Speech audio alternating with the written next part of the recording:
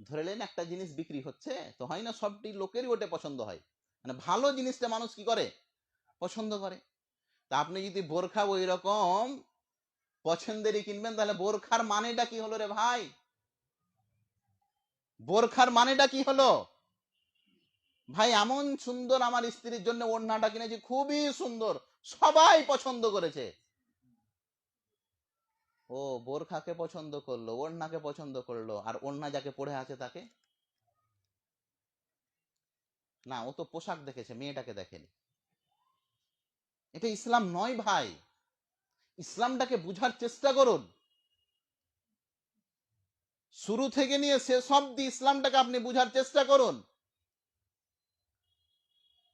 নামাজ পড়েও যদি আপনার অন্তর থেকে পাপ মুক্ত না হয়, তাহলে এটা মুসলমানদের নামাজ হতে পারে না।